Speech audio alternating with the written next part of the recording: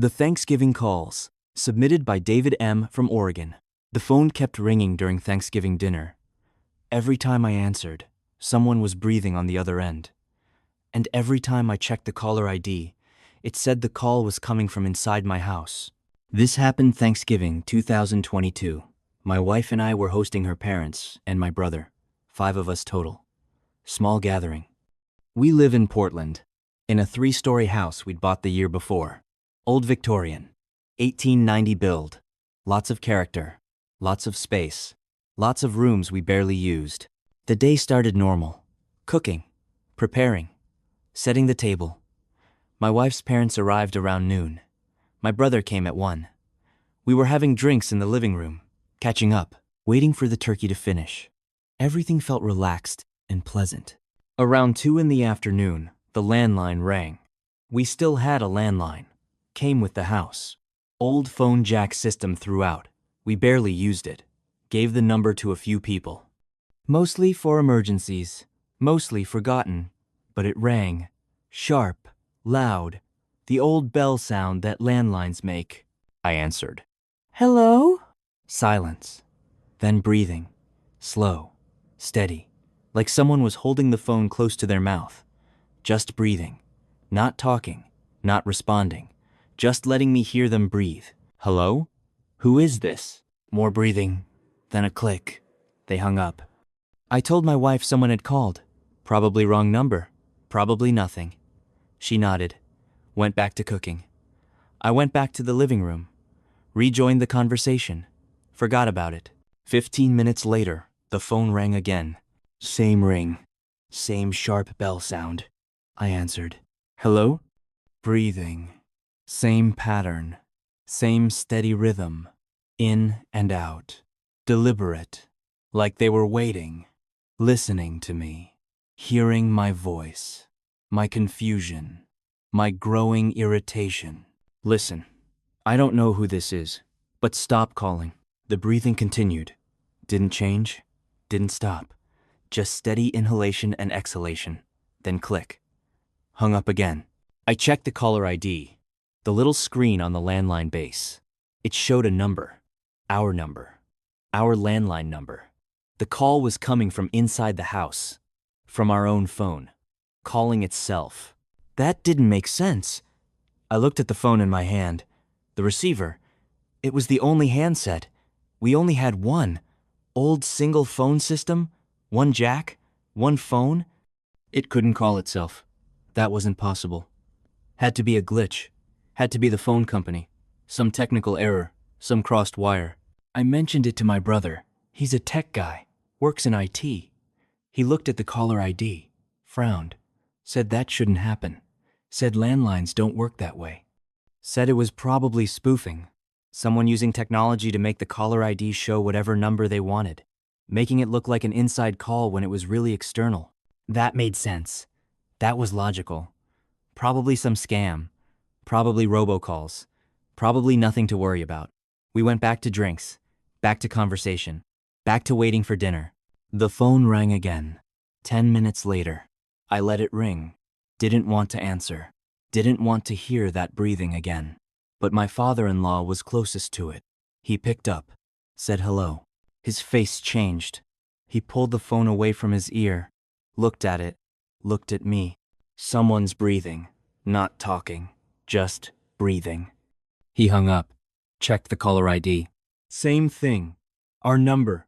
Calling from inside the house. He asked if we had another phone. Maybe upstairs. Maybe someone was using it. Playing a prank. Being weird. I said no. Only one phone. Only one line.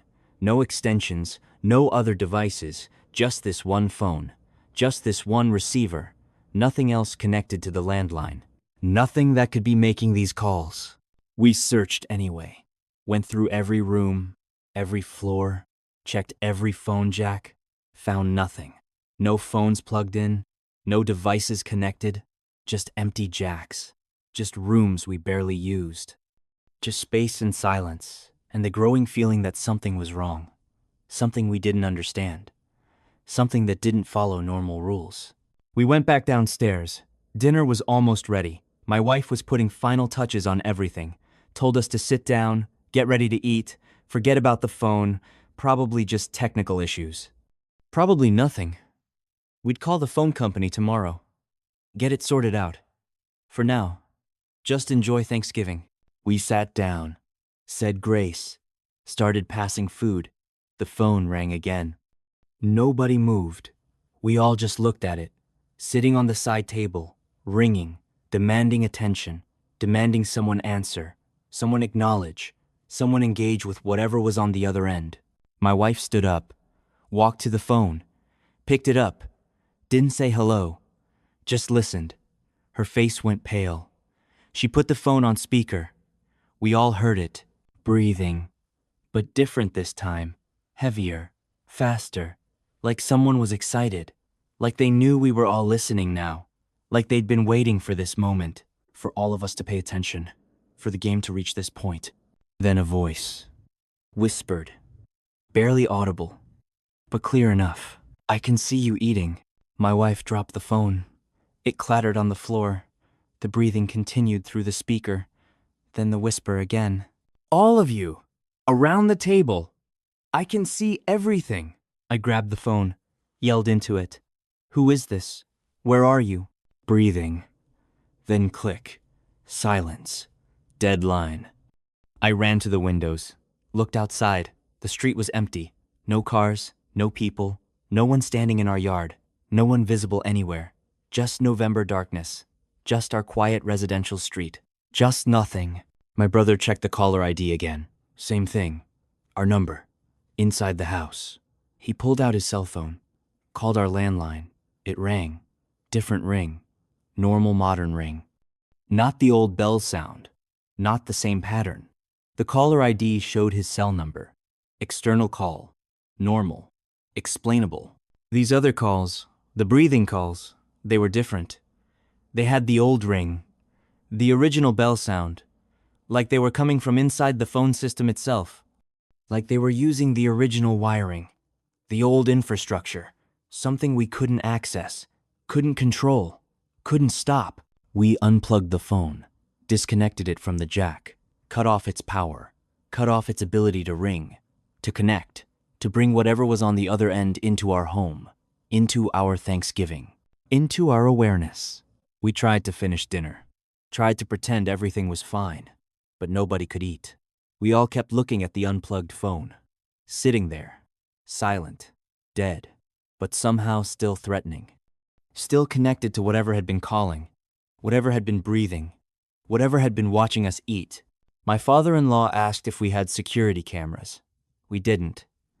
Asked if we'd noticed anyone around the house recently. We hadn't. Asked if we'd given our landline number to anyone.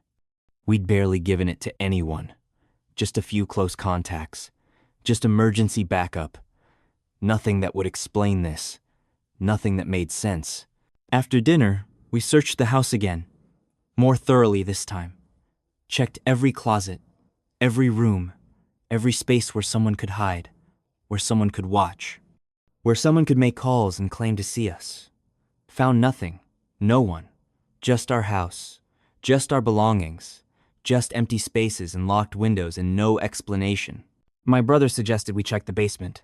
The house had a full basement, unfinished. We used it for storage, rarely went down there. Dark, damp, full of boxes and old furniture and things we'd meant to organize but never did. He said if someone was in the house, that's where they'd be. Where they could hide, where they could access old phone lines, where they could operate unseen. We went down together, all of us, turned on the lights. The basement was huge, ran the length of the house, lots of corners, lots of shadows, lots of places to hide if someone was trying. We walked through slowly, checking behind boxes, behind furniture, behind the old furnace and water heater, and all the infrastructure hidden down there. We found the phone junction box. Old. Original to the house. Where all the landline wiring converged. Where the phone company connection came in. Where internal lines branched out to different rooms. It was locked, sealed. Hadn't been opened in years, dust covered, undisturbed. But next to it, we found something. A phone jack we didn't know existed. Hidden behind shelving. Old. original, like all the others throughout the house. But this one had something plugged into it. An old rotary phone, covered in dust, sitting on a shelf behind boxes, connected to the line. Live, active, capable of making calls. We stared at it. None of us had put it there. None of us knew it existed. It must have been there when we bought the house, left by previous owners, forgotten, abandoned, but still connected. Still part of the phone system, still able to access the line, still able to call the other phone upstairs. My brother unplugged it, lifted it carefully. It was heavy. Old Bakelite construction, rotary dial, cloth-covered cord, ancient, but functional. Apparently functional enough to call upstairs, to breathe into our receiver, to whisper that it could see us. But that didn't make sense. This phone was in the basement, behind boxes, behind shelves. No line of sight to the dining room. No way to see us eating. No way to know we were around the table. Unless someone had been down here, using this phone, calling upstairs. Somehow watching us through means we couldn't identify. We checked for cameras, for holes drilled in the floor, for any way someone in the basement could observe the first floor. Found nothing. No cameras, no holes, no sight lines. No explanation for how someone using this phone could claim to see us eating. Unless they weren't in the basement. Unless the old phone wasn't the source. Unless something else was happening. Something we couldn't understand. Something that didn't follow the rules we knew. The physics we understood. The reality we accepted. My wife wanted to leave. Wanted to go to a hotel. Wanted to get out of the house. But my father-in-law said we should call the police. Report it. Get it documented. Get professionals involved. Get help understanding what had happened. We called. They came. 2 officers. Searched the house. Checked every room. Every closet. Every space. Found nothing. No intruder. No evidence of forced entry. No signs anyone had been there. Just us and our Thanksgiving dinner and 2 old phones that might have called each other through wiring we didn't understand. The officers took the basement phone as evidence. Said they'd check it for fingerprints. Said they'd investigate. Said it was probably a prank. Probably someone who knew the house. Knew about the old phone. Accessed it somehow. Made the calls to scare us. Nothing dangerous. Nothing to worry about. Just unsettling. Just weird. Just something that happens sometimes in old houses with old phone systems. They left. We tried to clean up from dinner. Tried to act normal. My wife's parents left early. Said they were tired. Said it had been a long day. But I could see the fear in their eyes. The confusion. The desire to get away from our house. From whatever had happened. From the mystery that had no good answer. My brother stayed longer. Helped us check the basement again. Made sure the old phone was really gone. Made sure nothing else was down there. Nothing we'd missed. Nothing that could call us. Watch us. Whisper to us through outdated technology and impossible means. He found something else. Marks on the basement floor. Footprints in the dust. Recent, not ours. We barely went down there. The dust had been undisturbed for months. But there were prints. Boot prints. Leading to the shelf where the phone had been. Leading to the junction box. Leading to the stairs. Leading back out. Someone had been down there. Recently. During Thanksgiving, maybe. While we were upstairs eating and talking and being completely unaware that someone was below us, in our basement, using our phone, calling us, watching somehow, knowing what we were doing, describing it, threatening in the gentlest possible way, just breathing, just whispering, just letting us know we weren't alone. We called the police back, showed them the footprints. They took photos, took measurements, took samples of the dust, said they'd investigate, said they'd let us know. Said to call if anything else happened, said to be careful, said to maybe stay somewhere else for a few days, just to be safe, just in case. We didn't stay somewhere else. We stayed home, changed the locks, installed cameras, covered every angle, every entrance, every possible way someone could get into our basement, into our house, into our lives. But every time the phone rings now, even my cell phone, I feel that cold dread, that memory of breathing, of whispered words, of someone claiming to see us, someone who was there, in our house, in our basement, on our Thanksgiving, watching, calling, playing some game we didn't understand and never consented to play.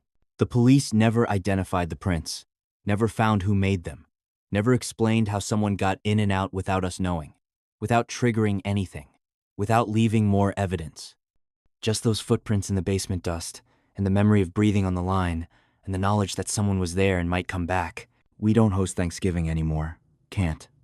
Every time we sit at that table, we think about the calls, about the voice saying it could see us, about someone in our basement while we ate upstairs, about how vulnerable we were, how unaware, how easily someone invaded our home and we didn't know until they wanted us to know. The old rotary phone is in police evidence. They said they'd return it eventually. I told them to destroy it, to make sure it never connects to a phone line again, to make sure it can never call anyone, can never be the instrument of someone's surveillance, someone's game, someone's way of announcing their presence while remaining invisible. But sometimes, late at night, I hear it. Not physically, not really, but in my memory. That old mechanical ring, that sharp bell sound, and I imagine answering, imagine hearing, breathing. Imagine a whisper saying something new, something worse, something that confirms my deepest fear. That they're still here, still watching, still playing, still waiting for another Thanksgiving, another dinner, another chance to call and breathe and whisper and remind us that our home isn't really ours, that privacy is an illusion, that someone knows, someone sees. Someone is always there in the spaces we don't check, the rooms we don't use, the basements we forget about. And one day, they'll stop calling, they'll stop announcing their presence, they'll stop playing games, and they'll do whatever they've been planning, whatever they've been preparing for. Whatever comes after the calls stop and the breathing ends and the whispers turn into action. I just hope we're not home when that day comes.